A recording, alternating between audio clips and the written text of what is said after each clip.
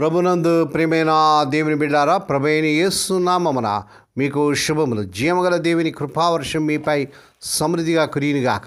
ఈ దినము అనగా మార్చి నెల 6వ తారీఖు 2026 శుక్రవారం హోలీ ట్రినిటీ చర్చ్ మినిస్ట్రీస్ వారు అందించు అనుదినమన్న ఈ దిన మన ధ్యానాంశం యేసు ప్రభు వైపు చూసి జీవించు.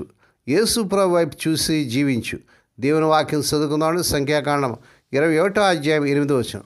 మోషే ప్రజల కొరకు ప్రార్థన చేయగా, యెహోవా నీవు తాపకరమైన సర్పం వంటి ప్రతిమని చేయించి ఆ స్తంభం మీద పెట్టుము. అప్పుడు కరవబడిన ప్రతివాడును దానివైపు చూచి బ్రతుకునని మోషేకు సెలవిచ్చాను. దేవుడు తన పరిశుద్ధ వాక్యం దీవించును గాక. దేని బిడ్డారా, మీరు అంతా ఎలా ఉన్నారని, మీ కుటుంబాలు అందరూ బాగున్నారా? మీకోసం మేము ప్రతిదినం కూడా ప్రార్థన చేస్తున్నాం. మరి మీకు ఏదైనా ప్రార్థన అవసరం ఉన్నట్లయితే దయచేసి మాకు తెలియచేయండి.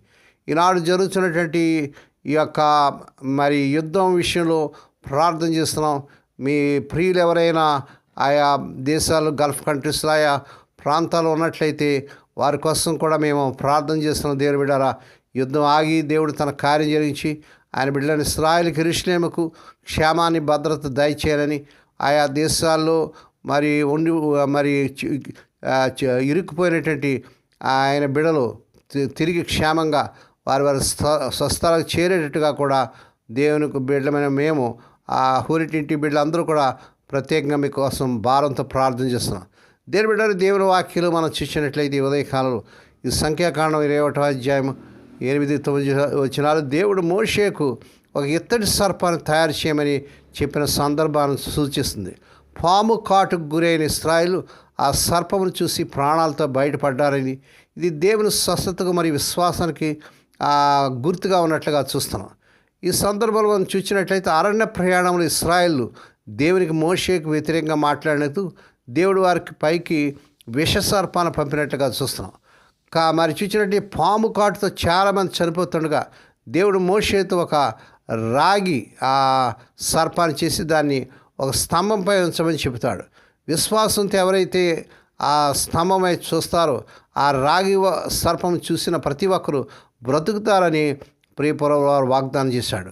ఇది యోహాను సువార్త 3వ అధ్యాయం 14-15 వచనాలు. యేసు క్రీస్తు ప్రభు యొక్క శిలువ మరణాన్ని చూస్తుంది. అంటే విశ్వాసం ద్వారా రక్షణ పొందే మార్గం అన్నమాట. అనగా పాపం మరియు దేవుని దయ విశ్వాసం ద్వారా లభించే రక్షణ చూపిస్తుంది. ఎవరైతే ఆ శిలువ వైపు, ఆ ఇతర సర్పం వైపు చూస్తారో వారు మరణం నుంచి తప్పించబడతారు. అనగా శిలువలో మన కోసం వేలాడేటువంటి ప్రియ ప్రభు వైపు మనం చూసినప్పుడు మనం రక్షణ పొందుతాం, విడుదల పొందుతాం. ఆ యొక్క విష సర్పం ఆ యొక్క కాటు నుంచి మనం బయటపడతాం అన్నమాట. దేవుని స్తోత్రం కలుగును గాక. మహిమకరమైన సువార్తకి ఇది చక్కని అలంకారం. యేసుప్రభు పాపులో ఒకనగా ఎంచబడి మన కళ్ళ ముందు శిలువలో వేలాడదీయబడ్డాడు. మనం ఒకసారి శిలువలో రక్తం కారుస్తున్న ప్రియప్రభు యేసుప్రభు వారి వైపు చూస్తే చాలు, పాపం అనే సర్పకాటు నుండి మనం స్వస్థ పొందుతాం. ప్రతివాడు దానివైపు చూచి బ్రతుకును. అవును, చూచిన వెంటనే బ్రతుకుతాం. దేవుని బిడ్డ, ఇది వింటున్న సహోదరుడా, సహోదరి, మరి నువ్వు నీ పాపము బట్టి ఏడుస్తూ ఉంటే ఈ మాటలు జాగ్రత్తగా దేవుని బిడ్డ గ్రహించండి. ఎప్పుడైతే మనం దాని వైపు చూస్తామో, చూచి ప్రతివాడు బ్రతుకును, చూచే ప్రతివాడు ఇది నిజమని గ్రహిస్తాడు. దేవుని బిడ్డ, మన జీవితాల్లో మనం అనుభవించాను. ఆ జీవితం నేను అనుభవించాను. నేను ఎప్పుడైతే ప్రభు వైపు, ఆ యేసు ప్రభు వైపు చూశాను, నేను బ్రతికాను. నాకు తెలుసు అది నిజం. ఆ యేసు ప్రభు చూస్తే ఈరోజు నువ్వు కూడా బ్రతుకుతావు. నిజాన్ని గ్రహించు. ఒకవేళ నువ్వు ఏ కష్టాల్లో ఉన్నావు, ఏ సమస్యలు ఉన్నావు, ఏ బాధలు ఉన్నావు, ప్రియప్రభు వారి వైపు చూడు. ఈ పాపం నుంచి, శాపం నుంచి ప్రియప్రభు విడుదల చేస్తాడు. నీ నరనరాల విషయం ప్రాకపోయింది, ఇక నీకు నిరీక్షణ లేదనేటువంటి అధైర్యంతో ఉన్నామేమో. అవును, యేసు ప్రభు తప్ప వేరే నిరీక్షణ మనకు లేదండి. అయితే ఇది అనుమానం లేని, తిరుగులేని వైద్యం.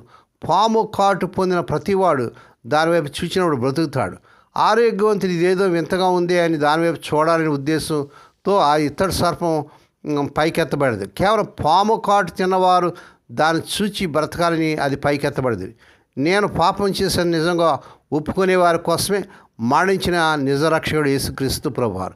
దేని బిడ్డ, ఏ పాపంలో, ఏ బలహీనతలో నీవు కృంగిపోయి మరి లేవలేని స్థితిలో ఉన్నావో, ఏ చెడుతనంలో లేవలేని స్థితిలో ఉన్నావో, ఏ బాధలో, ఏ కష్టంలో పైకి రాలేని స్థితిలో ఉన్నావో, నేడే సిలువ వైపు చూడు.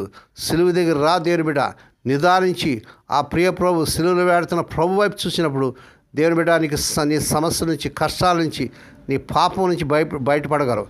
ఆ పాము కాటు వల్ల నువ్వు ఒకవేళ నేను మరి చెడు స్థితిలో ఉంటున్నామో, ఒక వ్యభిచార స్థితిలో ఉంటున్నామో, ఏ అపవిత్ర స్థితిలో ఉన్నప్పుడు కూడా, ఎంత పాపినైనా ఎప్పుడైతే ఆ సిలువ వైపు చూస్తామో ఆ పాపం నుంచి మనం విడుదలవుతాం. ఏమైనప్పటికీ నువ్వు ఆ గొప్ప రక్షణ వైపు చూస్తే, ఆ రక్షకుని వైపు చూస్తే దేని బిడ్డ మన జీవితాన్ని ఆయన పరిశుద్ధంగా మార్చేస్తాడు. ప్రతి విధమైన శారీరక, మానసిక, ఆత్మీయ వ్యాధి నుండి దేని బిడ్డారా ప్రియప్రభు మనం బాగు చేస్తాడు.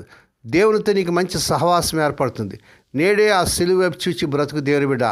సిలువ దగ్గర రా, సిలువే మన శరణం. దేవుని స్తోత్రం కలుగునుగాక.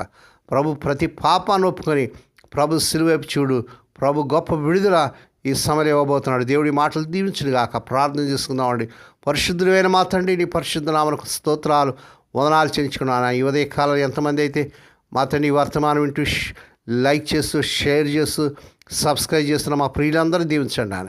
ఇదిగో నాయన జరుగుతున్నటువంటి భయంకరమైన యుద్ధం, నా తండ్రి యుద్ధం నాయన, ఎంతమంది అయితే ఆ దేశాల్లో, ఎయిర్పోర్ట్స్లో, గల్ఫ్ కంట్రీస్లో అక్కడక్కడ మరి ఉండిపోయినారు.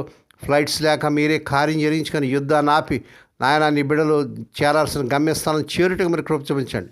నీ బిడ్డలు ఇశ్రాయేలు యెరూషలేముతో ఉన్నాడు, సార్వత్రిక సంఘంతో ఉన్నాడు. మా దేశంలో నెమ్మది, సమాధానం దయచేయండి. ప్రపంచ దేశాలు నెమ్మది దయచేయండి. సమాధానకర్త అధిపతిగా రండి ఆయన. ఈ దినం పుట్టినదినాలు, వాహ దినాలు, శుభదినాలు జరుపుకునే బిడ్డలు కూడా బహుగా దీవించి మరొక సంవత్సరమైన దయాకృటైన బిడ్డకు ధరింపచేసి వారి పట్ల నూతన కార్యం జరిగించుకోండి ఆయన. ఇదిగో నాయన ఈనాడు అనేక మంది మా ప్రియులు నాయన మరి జ్వరాలతో, దగ్గులతో, రంపలతో, వాంతులతో, డెంగ్యూ ఫీవర్స్తో, టైఫాయిడ్స్తో, క్యాన్సర్స్తో, రకరకాల వ్యాధులతో బాధపడుతున్నాను. ఇప్పుడే కలవరి శిలువ రక్త ప్రభావాన్ని శిరస్సు మొదలు పాదంలో ప్రభావం చేస్తున్నాను నాన్న. స్వస్థత, ఆరోగ్యం, విడుదల యేసు నామమున ప్రకటిస్తున్నాం తండ్రి. హోలీ ట్రింటీ చర్చ్ మినిస్ట్రీస్ ద్వారా ఆయా దేశాల్లో, ఆయా రాష్ట్రాల్లో మా తండ్రి మురికివాడల్లో జరుచుని పరిచయం దీవించి నీ దినదాసులు, దాసురాన్ని, విధనాన్ని, దిక్కులేని బిడ్డలు, తండ్రి లేని బిడ్డలను జ్ఞాపకం చేసుకుని వారి ప్రతి అవసరం తీర్చండి. మా దేశాన్ని, మా దేశ ప్రజలను, ప్రపంచ దేశాలు రక్షించుకోండి. ఈ దినమంతటా బిడ్డలు చుట్టూ రక్తం చేసి ఉదయం బయలుదేరి సాయంకాలం గృహం చేరు పర్యంతం నాయన కృపాక్షేమలేని బిడ్డలు వంటి వచ్చాడు చేయమని సమస్త మహిమాఘనత మీకే చెల్లించుకుంటూ యేసయ్య పరిశుద్ధ నామమున స్తుతించి గణపరిచి వేడుకొని ప్రార్థిస్తున్నాం తండ్రి. ఆమేన్. మన ప్రభువైన యేసుక్రీస్తు వారి కృప, తండ్రి అయిన దేవుని ప్రేమ, పరిశుద్ధాత్మ దేవునికి అన్యుని సహవాసము సదాకాలం మీకు తోడేండి నడిపించి బలపరచునుగాక. ఆమేన్.